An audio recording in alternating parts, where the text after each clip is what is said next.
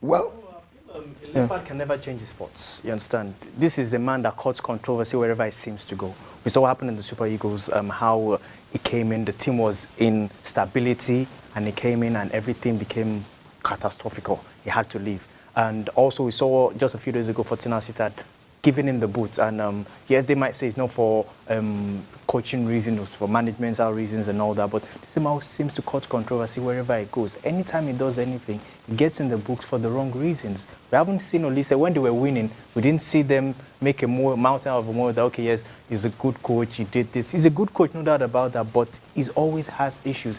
He got sacked, the next thing he goes on Twitter and starts explaining himself. Hey, this is football. Your results should do the talking for you. You don't need to explain yourself that at the end of the day, this is the reason why I got sacked, this is the reason why I got the boot. At the end of the day, people know. So you don't need to start blowing your own horn or blowing your own trumpet that this was the reason why, this was the reason why I didn't get to do this. Well, I want to hold David there a little bit because it was quite whimsical because we are, of course, all on social media when he did say that he did not do anything wrong. And for everything that we saw on social media, I mean, the club released a statement. They said this man was sacked or was released. In the word, he was released not because of footballing reasons, but because of some actions that he doesn't strictly adhere to as a manager.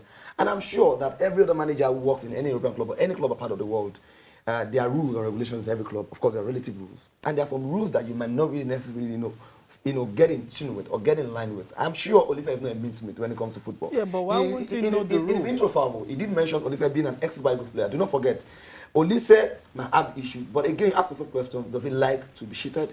Does he like to work in an illicit environment? Does he like to work in an environment that is not conducive?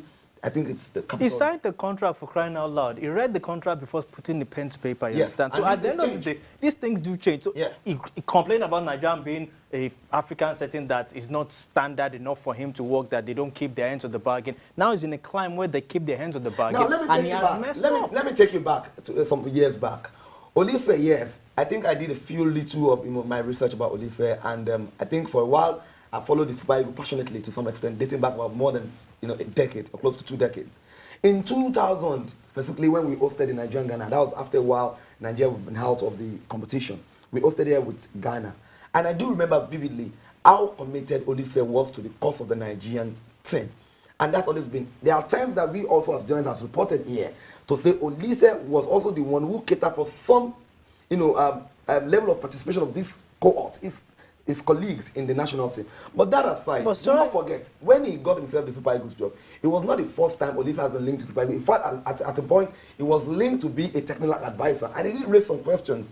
I remember on one of the radio programs, he did mention that said, I want to work with Super Eagles. It's always my want that take my game beyond what it is to be back in the day as a player. I also want to serve in administration. But I don't want to work with people where I will go in there and instead of me to earn something for what I'm doing, I'll also be the one footing the bill for some people to eat. But doesn't he know that before signing the contract? This was the thing. He's talking as if he doesn't know what is happening, as in he's a foreigner in his own country. This was a man that knew what was going on, he has been part of the system. So why is he acting like somebody who doesn't know anything as a foreigner? Again, at the end of the day, you don't sign a contract without reading it. He read the contract before signing it. So that's my grasp to it. Unfortunately, the contract is signed. We're not sure because we are all talking without not having an understanding of what exactly was spoken about, what was talked about. It was this club coming out to say that this man was not sacked for football reasons, but what exactly was he sacked for? So if he wasn't sacked for football reasons, why was he sacked? Was he not a football manager? He's a football manager. I lost 4 games in a row.